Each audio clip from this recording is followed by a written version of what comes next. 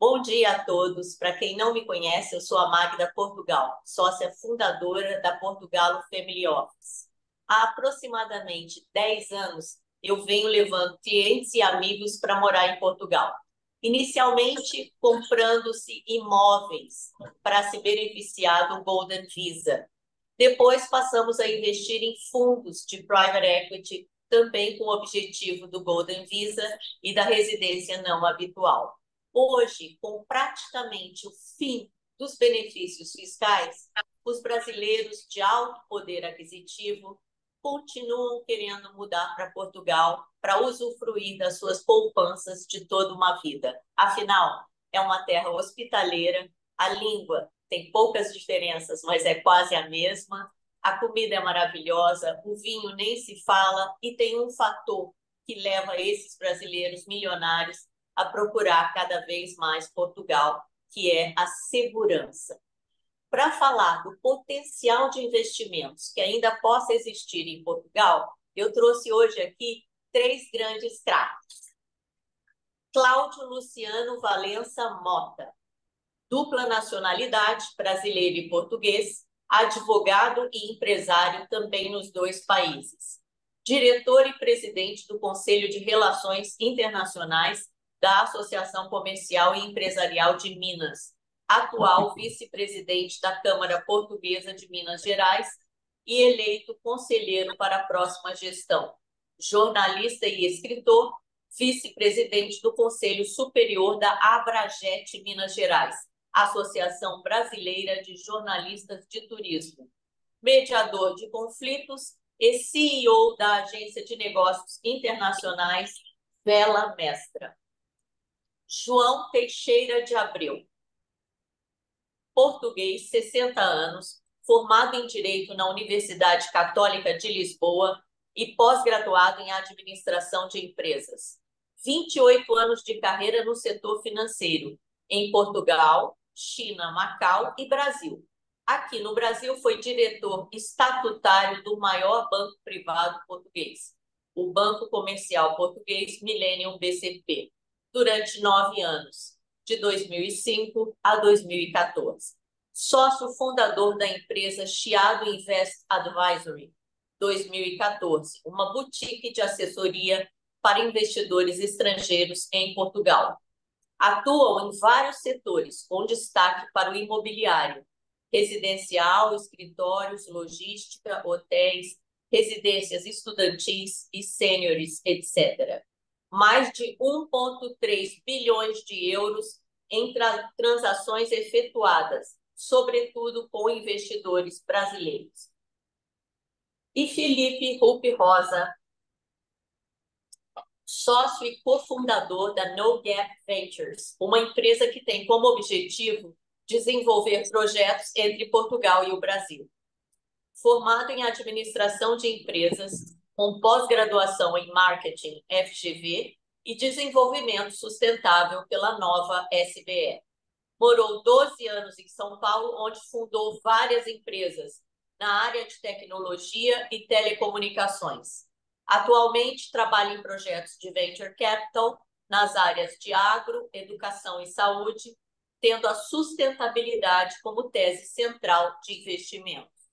Felipe, João, Cláudio, muito obrigada por estarem aqui conosco e vamos começar com a pergunta que nos trouxe até aqui. Por que Portugal? Ainda existem oportunidades de investimentos em Portugal? João, eu acho que você pode começar.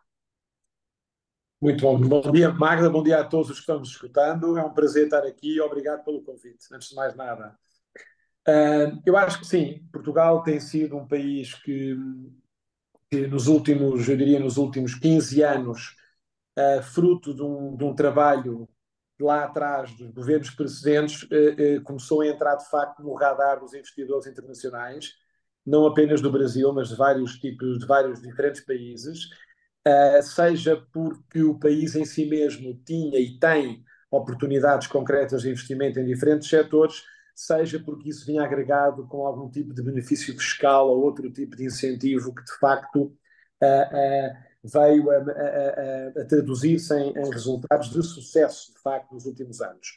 Portugal continua, independentemente da cor do governo que governa Portugal, a bater o recorde de investimento estrangeiro todos os anos praticamente, com números que são crescentes em diversos setores e, portanto, é um país que, por uma série de características que vamos certamente falar ao longo desta apresentação, é um país que, na minha opinião, continua a justificar que se olhe para ele com carinho e com ambição. Ok. Cláudio, o que que você diria? Por que Portugal? Bom dia, igualmente cumprimento a todos e muito obrigado, Magda, pela gentileza do seu convite. É um prazer estar aqui com todos vocês. Aliás, o meu blog chama-se Por que Portugal? Eu sempre acreditei no país, sempre tive muito interesse em Portugal e sempre assessorei centenas e centenas de pessoas nessa tarefa de estar em Portugal. Eu acho que Portugal é um hub de negócios importantíssimo. É um país que tem uma vocação para quem quer empreender, embora aparentemente não o seja, mas é. E principalmente, Portugal tem um trânsito mundial com países de todo o mundo, né? Eu tenho clientes que preferiram fazer as operações via Portugal do que exportar pelo Brasil. Daí a importância dos acordos internacionais que Portugal tem, das oportunidades imensas que Portugal tem. E o João falou muito bem, certamente o Felipe o dirá também, Portugal é indiscutivelmente um país de muitas oportunidades que nós vamos tratar aqui. Muito obrigado. Ok. Felipe. Bom dia, Magda. Cumprimento também meus colegas de painel aqui, Cláudio, João e todo mundo que está assistindo. Bom, não sou eu que vou contradizer todo mundo, obviamente. Tem uma brincadeira que eu digo que Portugal e o Brasil estão casados há 500 anos, mas parece que foi só nos últimos 10 anos é que efetivamente decidiram começar a namorar, né? O casamento já tinha sido efetivado, mas era casamento com separação de domicílio. Parece que agora é aquele casamento para valer. Mas complementando o que já foi dito, que assina embaixo, eu diria o seguinte: Portugal já não depende apenas das oportunidades que são criadas pelo governo ou pela sociedade civil ou pelas empresas portuguesas. Eu dou um exemplo. Nesse momento, quem mais está investindo, por exemplo, na área de imóveis, e o João complementará isso, do estrangeiro são americanos, da Califórnia. Juntamente com outras ondas de imigração que já tivemos no passado, seja da China, seja de países africanos, seja franceses, seja obviamente brasileiros. Então, a composição entre as oportunidades que existem dos portugueses, complementadas com a população que imigra e que vem para Portugal, e não apenas para se aposentar no conceito, Portugal é a Califórnia da Europa, a turma vem se aposentar por aqui. Não, população ativa que decide vir morar para Portugal, e com isso traz também não só as oportunidades já existentes, mas adicionalmente a que eles pretendem fazer. Então, aqui um panorama, um mosaico de oportunidades muito interessantes, seja na área de turismo, que a gente vai falar, seja na área de venture capitals. Eu resumiria como Portugal é uma porta de entrada para a Europa, sendo que só Portugal por si já é um hub muito interessante em qualquer área de atividade que se queira trabalhar. Uhum. Ok, e aproveitando o gancho, Felipe, você que tem filhos em escola, o que que você diria em relação ao binômio custo e qualidade de vida para esses brasileiros que estão pensando não em trabalhar em Portugal, mas usufruir sua renda em Portugal? O que que você diria a eles? Excelente pergunta, Magda. Eu não só tenho filhos na idade escolar, como eu próprio tenho um negócio relacionado com escolas, né? Então eu conheço os dois lados da moeda, como empresário na área de educação, seja como pai, como filho. Portugal ficou mais caro do que era há 5, 6 anos atrás, muito fruto também dessa imigração qualificada. A gente sempre teve imigração de vários países, mas tem vindo cada vez mais uma imigração de pessoas com maior poder aquisitivo. Ok? Por um lado é bom, porque realmente eleva o país e as oportunidades, por outro lado, obviamente, encarece o custo de vida. Então, Portugal teve, não só em função da inflação derivada do Covid, como em função dessa imigração, um aumento do custo de vida, continua sendo mais barato do que São Paulo, por exemplo. Estamos falando de uma escola boa aqui A melhor, eu diria, ronda R$ 5.000 por mês, ok? Tenho ideia que no Brasil estamos falando de escolas as mais caras na faixa dos 8, R$ 10.000, então continua sendo mais barato do que, por exemplo, São Paulo. Não é tão barato como era, talvez antes eu diria que era 100%, 50% mais barato, hoje de repente está 20% mais barato, porém a qualidade de vida, isso é que eu queria sublinhar, eu acho que é incomparavelmente maior, porque custo de Uhum. vida, a gente tem o índice McDonald's no limite que a gente pode comparar quanto é que custa o McDonald's em Portugal, Uhum. o McDonald's no Brasil. Mas a minha questão não é o McDonald's, a minha questão são os fatores relacionados com segurança, com a própria qualidade da educação, oportunidades, facilidade de fazer negócio, infraestruturas, por aí vai. Em Portugal, no índice europeu, seja de saúde, seja de educação, seja de infraestruturas, etc., tem vindo sempre com altos índices de desempenho. E realmente, para mim, não tem preço morar nesse país maravilhoso, aquilo tudo que você falou, do sol, da comida, da segurança, por aí vai. Então, o custo de vida ele já não é tão mais barato como era antes, embora continue sendo mais barato. Qualidade de vida é incomparavelmente melhor. Em São Paulo, você está sempre correndo de um lugar para o outro e não vive o presente. Em Portugal, você pode usufruir daquilo que você ganha sem estar preocupado com o futuro, que a lei vai mudar, ou com o problema de segurança. Muito bem, é isso mesmo. E agora, Cláudio. O Cláudio já anunciava antes de começarmos que ele não teria boas notícias, mas somos obrigados a perguntar, porque um cliente perguntou hoje, para ficar elegível ao Golden Visa, quanto e em que tipo de ativo deve-se investir?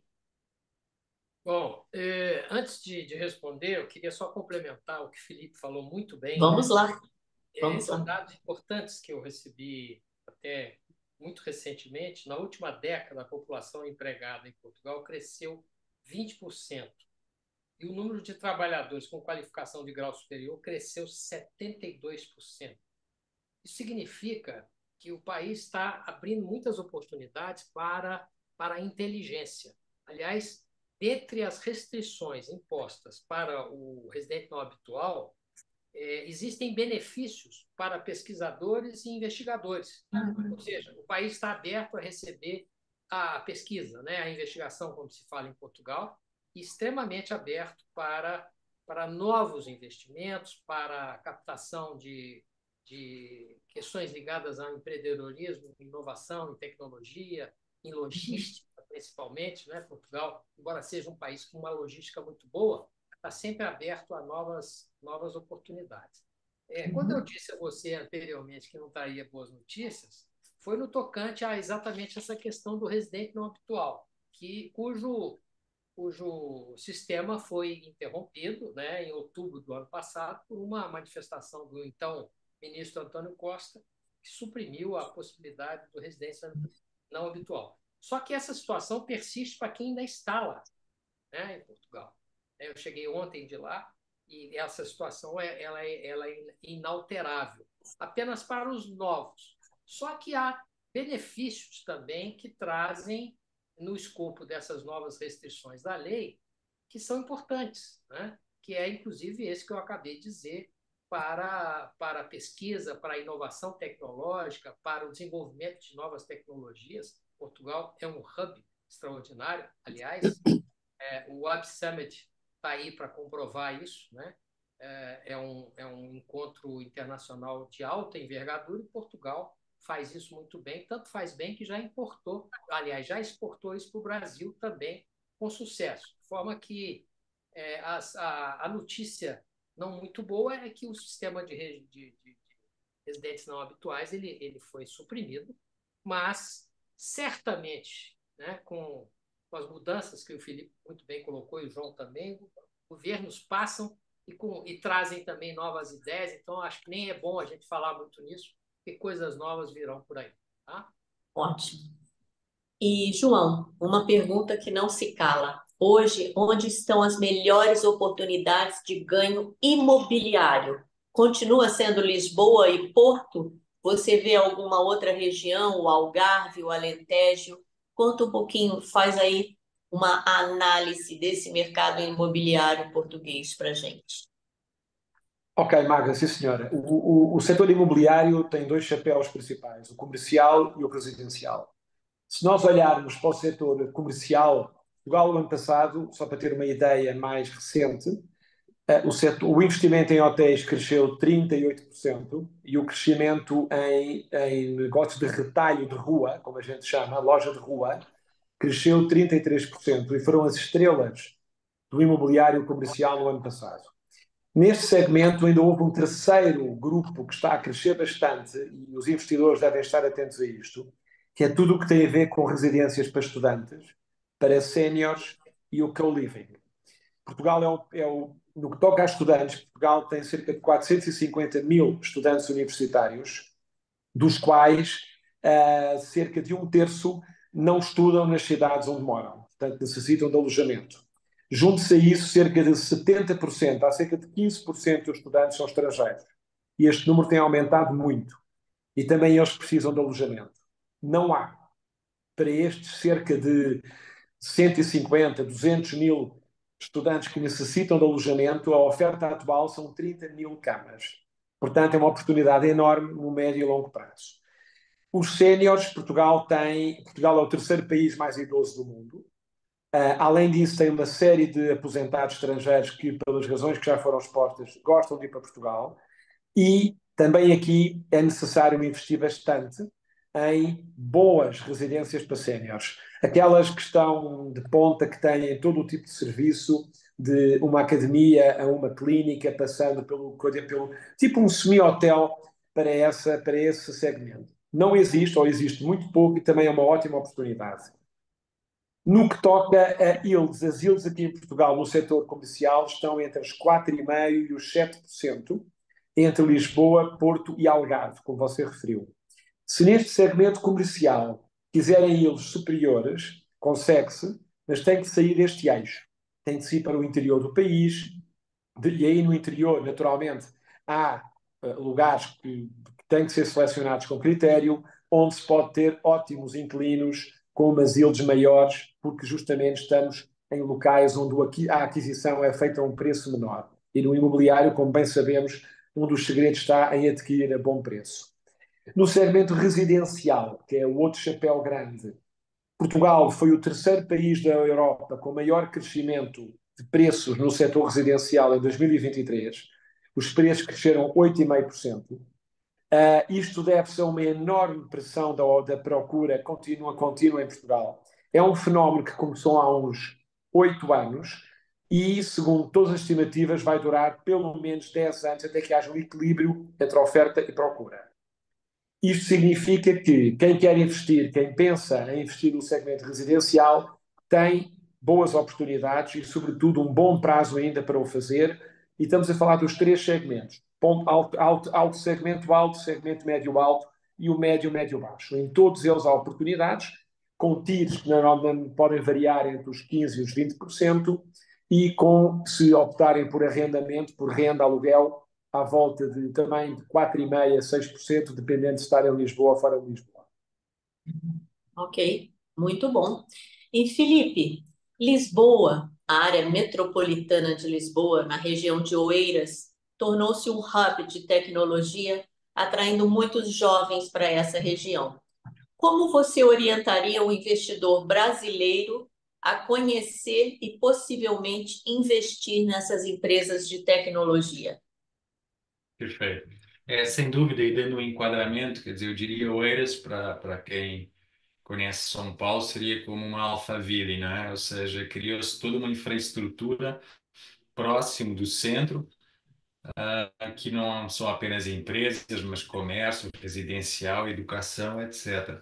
Hoje em dia, o Oeiras tem desde as grandes empresas de tecnologia, uma Microsoft, uma Amazon, uma Google, a Cisco, tem lá os seus hubs de desenvolvimento de software, como também atrai os startups. Então, como sabe, é aquele efeito que vai à baleia e os peixes menores junto para aproveitar esse movimento que foi realizado, muito fruto até de uma política bem desenvolvida entre o prefeito, né, e o governo. Disse que Oeiras, apesar de em território ser não ser o maior território, ser inclusivamente a área de Oeiras é menor do que Lisboa, obviamente, menor que Porto, menor até que Sintra, é a segunda em termos de PIB. Então, o PIB per capita gerado em Oeiras só perde para Lisboa, mas está muito à frente do Porto, ou, por exemplo, Cascais ou Sintra, que tem áreas maiores em termos de população, em termos de território.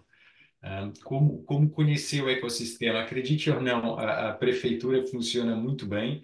Eu, por exemplo, queria abrir uma escola em Oeiras, falando até um projeto pessoal. Eu trouxe a Maple Bear, que é uma rede, uma franquia de escolas bem conhecida no Brasil, é a maior rede de escolas do mundo, são 600 escolas, metade está no Brasil. Eu simplesmente enviei um e-mail ao vereador, que seria o subprefeito na área de educação, dizendo: eu gostaria de abrir uma escola em Oeiras com essa característica, sem conhecer ninguém. Se através do site, 2 dias depois eu tinha um e-mail marcando uma reunião para ter reunião com a área de educação da Prefeitura de Oeiras. Dito isso, porque a gente sabe que às vezes não tem tempo e acaba por não ter disponibilidade para depender de um horário, de uma reunião, tem duas formas de conhecer efetivamente a região e de decidir que empresas investir.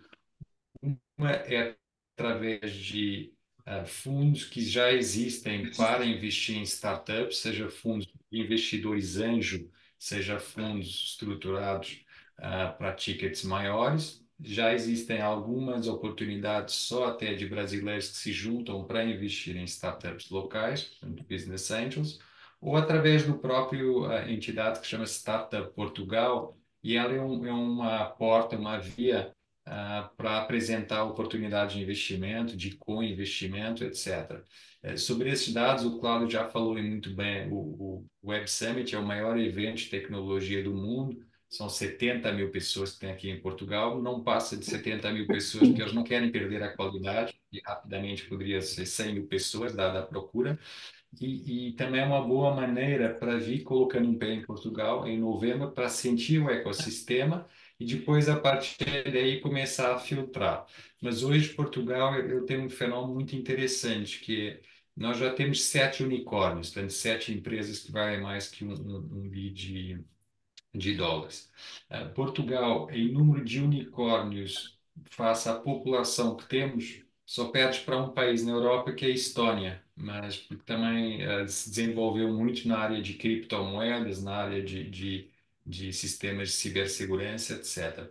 Mas somos o segundo país com mais unicórnios per capita à frente, por exemplo, de Berlim, na Alemanha, ou de Paris, ou de Madrid, que são cidades com muito mais população, conhecidas por ter mais tecnologia, e a gente não perde para elas. Então, eu diria que, seja em Oeiras, seja até em outras regiões que estão replicando o case de Oeiras, e você tem, por exemplo, em Braga, você tem em Coimbra, você tem também no Porto, cada uma se especializando por áreas, tem muita oportunidade de investimento aqui.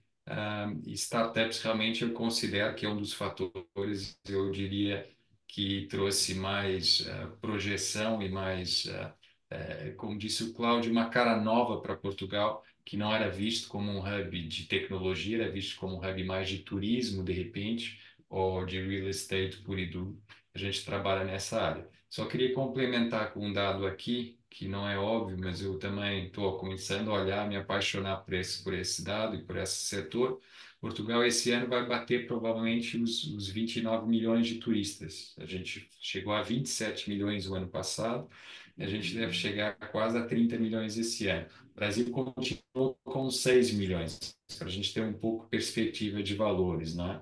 Nós, com 29 milhões de turistas, nós já temos um problema reverso, que é o que fazer com tanto turista, como é que a gente consegue tirar eles das grandes capitais e, de repente, colocar eles mais no interior do país. Então, complementando o que o João disse relativamente à oportunidade de real estate, eu acredito que o interior ainda tem boas oportunidades e grande potencial de desenvolvimento, até porque toda uma estratégia vai passar por convencer o turismo cada vez a estar mais presente fora de Lisboa e do Porto e presente mais no interior, nas capitais do interior. Interessante. Obrigada, Felipe. E, Cláudio, antes de fazer a pergunta que um cliente faz, quantas pessoas até hoje você já ajudou a obter o Golden Visa e a residência portuguesa? E, aproveitando, eu coloco a pergunta aqui. Um cliente diz: eu tenho passaporte português. Se eu for morar em Portugal, mas mantiver a residência fiscal no Brasil, terei que pagar impostos nos dois lugares? Bom, duas provocações muito boas, né? Delas em relação ao número de pessoas que eu ajudei. Eu venho ajudando pessoas desde 76. Foi a primeira vez que eu estive em Portugal. E de lá para cá, como eu fui advogado no Iraque, eu conheci muitos portugueses naquela época de 80, 82. Então eu peguei Portugal em várias etapas, né? Muitas pessoas diziam: "Puxa, mas o que que você viu em Portugal?" Eu digo: esse Portugal, ele não é esse Portugal dos anos 70. Ele vai ser um Portugal dos anos 3000, né? Um Portugal projetado para um futuro. E eu acredito plenamente nesse potencial. Portugal é um país, o João já falou com muita propriedade, né, das possibilidades de investimentos, inclusive no interior. E eu não posso deixar de falar do meu Alentejo, porque eu morei muitos anos no Alentejo, né, ao pé de Monsaraz, onde os americanos, João, estão chegando em hordas, né? Já existem mais de 15 mil americanos em É verdade. são números que eu, inclusive, obtive com um investidor americano, né? Brasileiros investindo no plantio de amêndoas, também no interior do Alentejo, e complementando também, Felipe, o hub de Évora é um hub também importante de tecnologia, né, nessa área, né, as universidades excelentes. Então, eu tenho ajudado muita gente, e eu acredito que algumas centenas de pessoas já passaram pela minha assessoria, pela minha ajuda, pelo meu aconselhamento, né? Pela forma como eu sempre procurei ajudar as pessoas, né? E tenho essa formação de querer ajudar. E no tocante à pergunta da pessoa que tem o passaporte português, eu vou citar o meu exemplo. Né? Eu tenho passaporte português e não sou residente fiscal em Portugal ainda, por uma questão que, se eu mudar o meu domicílio fiscal para Portugal, se for realizar alguma venda no Brasil, eu terei uma tributação que, evidentemente, a Magda, com muita sabedoria, saberá conduzir para que ela seja menor. Mas essa questão do domicílio fiscal, né, e essa mudança de domicílio fiscal para Portugal, eu aconselharia em situações em que os investimentos forem feitos, né, com larga escala no país, porque aí o Brasil passa a ser uma segunda opção. Até lá, o governo vai criar alternativas para o residente não habitual na modalidade atual, né, e aqueles que já estão em Portugal, que já têm um visto, já têm, como a pergunta disse, já tem o passaporte português, a situação é um pouco diferente, porque a nacionalidade portuguesa modifica os critérios tributários específicos. Né? Só para finalizar, eu queria também dar uma palhinha aí sobre a questão que o João falou com muita propriedade sobre os investimentos, as oportunidades inúmeras que existem em relação a idosos e a estudantes, em dois polos. Né? Portugal tem 25% da população portuguesa é idosa. Né? E esses 400, 450, 500 mil estudantes que já gravitam no país demandam, sim, residências. Eu estive falando com grupos salesianos no norte, e eu vejo que o João deve ser do Porto, né? Tem uma belíssima imagem do Porto atrás. Não, estou em Lisboa. Tenho aqui uma de Lisboa ao lado também. Está aqui de Lisboa. Bom. Você está prestigiando o Porto aí por trás. Estou. Bom, mas de qualquer forma, esse grupo salesiano está demandando construções em várias regiões próximas à região ali do norte de Portugal, porque eles não têm mais onde abrigar estudantes. Os estudantes estão morando a 1 hora do Porto, como fazem também em Lisboa, como fazem outros. Ou seja, é uma oportunidade extraordinária de investimento nessas áreas. Portanto, Magda, me sinto muito feliz de estar ajudando todas essas pessoas e sempre disponível para continuar a fazer, tá bom? Obrigada, Cláudio, obrigada. João, pegando o gancho do que o Cláudio acabou de dizer, e o Felipe também, duas áreas que parece que são bastante carentes de investimentos imobiliários, que é a parte de residência estudantil e sênior, e a parte de turismo. Existiria algum investimento via fundo que o investidor possa fazer, ou ele tem que procurar empresas como a Chiado Invest e através da Portugal Europa e procurar investir nesses setores específicos? Como é que você vê essa questão? Existe algum fundo que você aconselharia? Olha, Magda, há fundos que apostam no setor de turismo, fundos de investimento. Nós, particularmente, temos parceria. A Chiado Invest é uma estrutura que, já agora rapidamente, que funciona para conduzir os investidores aqui dentro de Portugal. E dentro desse nosso funcionamento, nós temos parcerias com alguns players locais, entre os quais duas ou três casas de grande reputação local e que naturalmente, gerem fundos de investimento. Essas casas têm não exatamente um fundo dedicado só a turismo, mas têm fundos de imóveis comerciais onde estão incluídos alguns ativos do setor de turismo. Como eu disse há pouco, o setor de imobiliário comercial que maior procura teve e que mais cresceu o ano passado foi justamente o setor de turismo, com investidores estrangeiros, muitos fundos internacionais a entrarem em Portugal, a comprarem diretamente ativos estrangeiros e muitos players do setor de turismo a virem para Portugal. O nosso papel, a Chiado Invest, um pouco do que você perguntou, é ou direcionar os nossos clientes para um fundo, dependendo do interesse que eles têm, ou direcioná-lo para um projeto em concreto, seja um hotel de pequena dimensão, chamados hotéis boutique, hotéis de charme, seja para projetos de maior dimensão.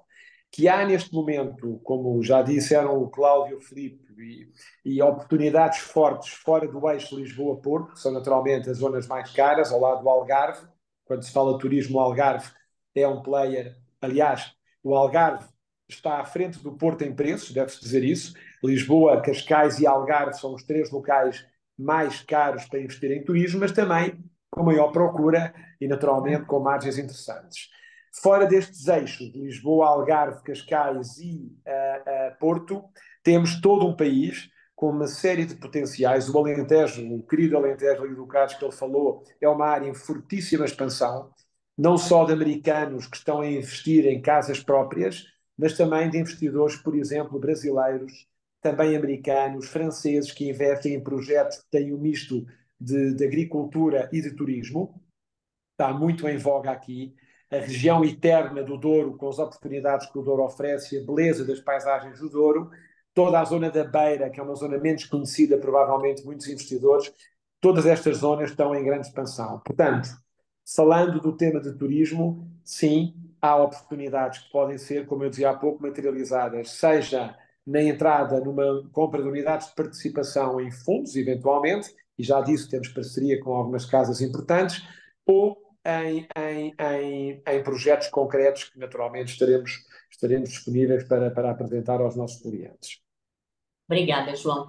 E Felipe, voltando também ao que o Cláudio comentou, eu sei que você investe em amêndoas e eu queria que você aproveitasse e nos contasse, em termos de energia sustentável e agricultura orgânica, são áreas que têm atraído os investidores? Conta um pouco do seu investimento e diz se você tem notado um movimento de atração de investidores para essas áreas. Sem dúvida, é um ótimo ponto, Magda. A Europa quis tomar a liderança relativamente à questão das alterações climáticas, alteração de uma agenda de menor pegada de carbono, então, primeiro como enquadramento, ou seja, o objetivo da maioria dos países, tirando a China e os Estados Unidos, by the way, que são os mais poluidores, mas de todo o resto, a maioria dos países já se comprometeu até 2030 a reduzir em 50% a sua pegada de carbono e em 2050 ela ser zero.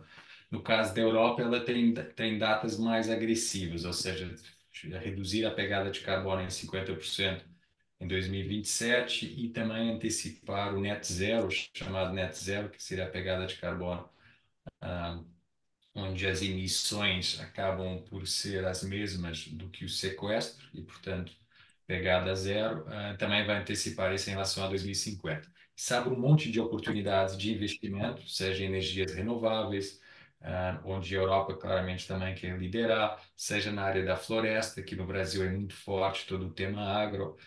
Então, tudo que são agendas relacionadas com transição energética, redução de pegada de carbono, florestas, energias renováveis, são áreas onde vai haver muito interesse, quando eu digo interesse, muitos fundos disponíveis para ajudar a investir. A gente só está falando de um fator aqui que tem sido colocado, que é o RNH, e o quanto é que isso atrapalha ou não. Eu falo brincando no seguinte: se o negócio é bom, ele vai ser bom sempre. Não é? Eu estava hoje ao almoço, estávamos dizendo, a taxa de juros está atrapalhando alguns negócios que deixaram de fazer sentido pelo aumento da taxa de juros. Pessoa ao meu lado, que é um investment banker, tal como a Magda falou, por um lado, acabou por ajudar muito a filtrar outros negócios que não faziam sentido e que só sobreviviam porque a taxa de juros estava baixa. E essa taxa de juros um dia vai descer. Isso que já fazia um sentido com a taxa de juros mais alta, seguramente ainda farão mais com a taxa de juros menor. E eu digo isso relativamente à sustentabilidade, que é negócio que hoje tem grande potencial de financiamento a fundo perdido. Quando eu digo fundo perdido, é 80% de fundo perdido, 60% de fundo perdido.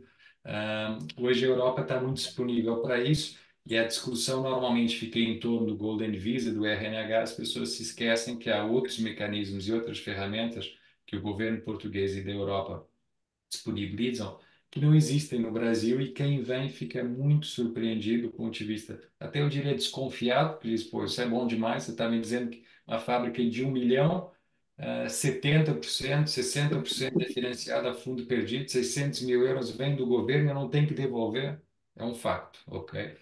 Tem que ter uma questão de fluxo de caixa, que é em modelo de reembolso, mas o facto é que uma boa parte, até mais que a maioria do projeto, é financiada a fundo perdido. Dito isso, na área agrícola, o Brasil não deixa nada a dever a ninguém, não é o número um do mundo inteiro, é o celeiro do mundo em várias áreas, soja, açúcar, ah, carne, por aí vai. Mas, curiosamente, o Portugal tem duas lições que a gente pode, na nossa humildade e no nosso tamanho, contribuir para partilhar com o Brasil. O primeiro são as culturas permanentes, seja vinha, olival, amendoal, etc., que o Brasil é um celeiro, mas de culturas rotativas, né?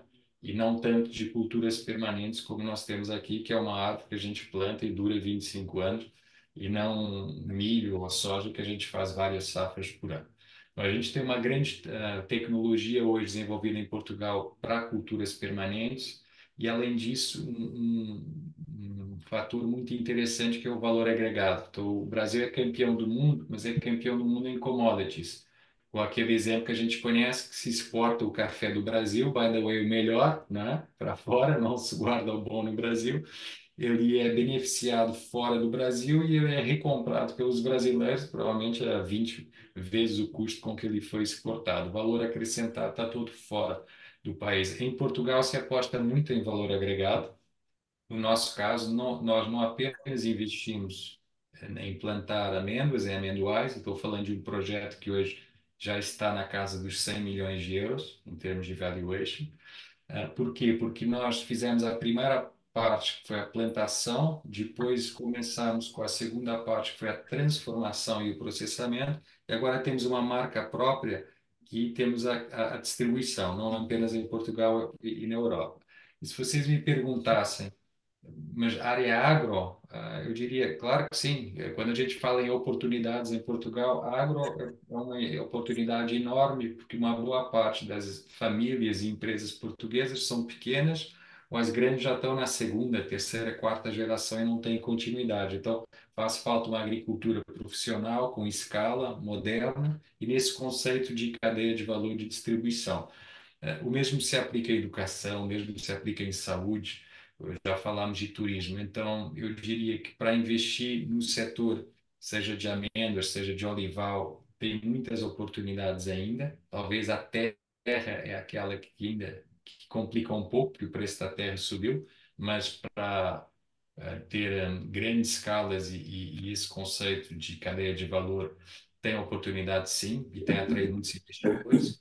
Tudo que se é Uhum. relacionado com temas de sustentabilidade, seja orgânico, seja regenerativo, que é o que a gente está falando, esse tipo de agricultura, vão ter muitos apoios e muitos subsídios da Europa. Então, seguramente vai ser um manancial aí de oportunidades que podem ser criadas. Acabou de ser aprovado em Portugal o mercado voluntário de créditos de carbono. Então, se você plantar uma floresta, você plantar algum tipo de pomar, de culturas de frutos, ou seja o que for, hoje em dia vai ter muito apoio também de quanto carbono é sequestrado por essa atividade agrícola e você vender esses créditos de carbono, então você ganhar dinheiro de duas formas, seja vendendo a tua produção, seja depois vendendo os créditos de carbono gerados pelo sequestro que as árvores vão fazer só pelo facto de estarem na natureza, enfim, sequestrando o CO2. Muito interessante. Antes de abrir para as considerações finais, eu quero dizer, deixar aqui uma mensagem que a Portugal Family Office se estabeleceu em Lisboa em junho de 22, exatamente para fazer a ponte entre você, investidor, e todas essas pessoas que podem te ajudar aí no seu projeto de vida, seja ele empreender na área de agricultura orgânica. Se o seu DNA de família vem da agricultura, provavelmente você vai buscar algo assim, seja em tecnologia, seja em empreendimentos imobiliários. A gente está aqui para ajudar você nisso. Vou abrir para as considerações finais. Primeiro, gostaria que o Cláudio mandasse uma mensagem aí para quem pensa em usufruir do dinheiro de uma vida ou de investir e viver o plano B de vida em Portugal. O que você teria a dizer, Cláudio? Magda, eu aprendi muito aqui hoje com o João e com o Felipe, porque não só pela experiência que eles têm, mas pelos trabalhos que fazem. Nós também, na Vela Mestra, internacionalizamos pessoas e projetos há alguns anos e temos o prazer, inclusive, de ser parceiros da Portugal. Eu diria que eu vou usar uma frase que eu gosto muito do Mark Twain. Ele diz assim: daqui a 20 anos você estará decepcionado pelas coisas que você não fez. Então, jogue fora as suas amarras, navegue para longe do porto seguro, pegue os ventos em suas velas, explore, sonhe e descubra. Eu acho que oportunidade nós temos que aproveitar, né? Hoje nós ouvimos aqui tanto o João quanto o Felipe e eu próprio dizer das oportunidades enormes de Portugal. Então nós temos que ter essa coragem, coragem para empreender, coragem para fazer diferente, coragem para pensar fora da caixa, né? E eu tenho feito esse trabalho junto com o meu parceiro e sócio Jorge Basso, que é exatamente acreditar que nós somos capazes de muito mais do que fazemos, né? E temos que ter essa visão, que Portugal, como eu disse e repito, é um hub extraordinário para se investir, para morar, para viver, para criar laços, fazer amigos, né? Transformar vidas. Muito Obrigada, obrigado. Cláudio. Obrigado. Obrigada. João, o que você teria a dizer como considerações finais? Olha, Magda, eu depois do que se falou aqui, talvez em resumo, eu estive agora aí no Brasil há muito pouco tempo. Eu tive um mês inteiro, muitas reuniões, muitos clientes e possíveis clientes e muitos amigos. E ouvi não duas nem três, mas mais do que três vezes as pessoas dizerem que, ainda com o regime do residente não habitual, que já aqui falámos, ainda com o Golden Visa, que não se falou muito, mas que também está numa fase de transição, ainda que já não tenham o apelo que tiveram, essas pessoas que estão aí morando dizem, ainda assim, eu escolheria Portugal para ir. E porquê? Por tudo o que já se disse aqui. Primeiro, porque é um país que fala a mesma língua, e queiramos ou não, é muito importante.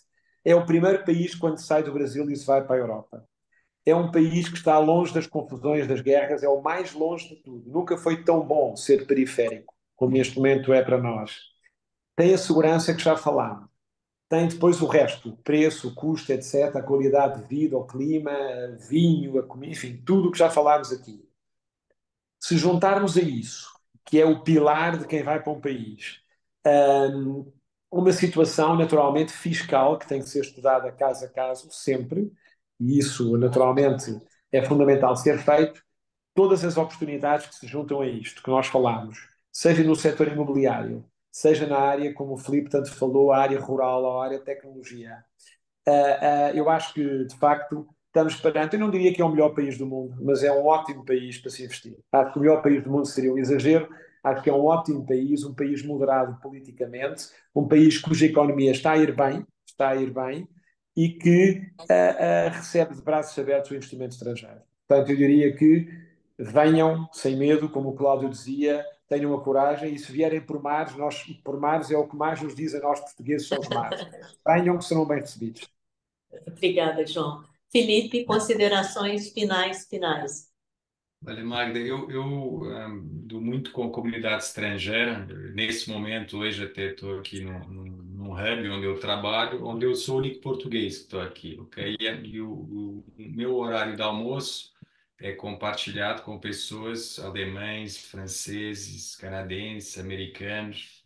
Curiosamente, até poucos brasileiros vêm para esse hub e o meu horário de almoço são os estrangeiros me convencendo o quanto o meu país é maravilhoso. Então, se eu fizer uma enquete aqui, a hora do almoço, eles vão dizer que Portugal é o melhor país do mundo. Curiosamente, a gente tem sempre a umidade e uma coisa portuguesa acaba não se vendendo tão bem como o brasileiro, que é um português com asas, como eu falo, né? Mas dito isso, fora de brincadeiras, Portugal efetivamente encanta. Então, você vai encontrar pessoas que vieram e que de repente não deu certo e voltaram para trás, ok. Mas a grande maioria efetivamente vem, gosta muito, fica em primeiro lugar, fala bem das pessoas, da forma como são recebidos. E temos aqui fatores imbatíveis, seja o clima, seja, enfim, tudo que já falamos da gastronomia, da segurança, da qualidade de vida, etc. Então, eu diria que tem que vir planejar, como tudo. Eu gostei da forma poética como o Cláudio colocou as coisas e faz sentido, mas não invalida que não planeja. Então, venham à aventura, façam esse movimento e façam de forma planejada. Aí não tem como dar errado. Vem num Web Summit, testa o ecossistema. Vem uma segunda vez, fala com o João para falar como é que está a questão de real estate. Vem uma quarta vez, fala com a Magda para a Magda ajudar como é que é a questão de estabelecer em termos fiscais, o que é que pode fazer de investimentos. Aí eu tenho a certeza que vai correr bem. Acho que os poucos casos das pessoas que vieram e de alguma forma não se adaptaram é que vieram no pulo do gato, não fizeram o dever de casa, de alguma forma não deu certo, mas não daria certo nem em Portugal, nem em nenhuma parte do mundo. Exatamente. Se fizerem de uma Exatamente. forma planejada, não tenho a mínima dúvida que vão adorar. E por que escolher um pé em Portugal, um pé no Brasil? Então, aí é a melhor qualidade de vida do mundo, que você passa o ano inteiro no verão. Então, não tem sequer por que ter que optar por uma coisa ou pela outra. Obrigada, Felipe. Obrigada, João. Obrigada, Cláudio. E para você que está nos escutando ou que vai nos escutar depois no YouTube, que vai ficar disponível, contem conosco com a Portugal Europa, que é o braço de Lisboa da Portugal Family Office, exatamente nesse planejamento tão importante que todos aqui mencionaram. Uma ótima tarde para quem está aqui também e para quem está em Portugal. Tchau, tchau e muito obrigada mais uma vez.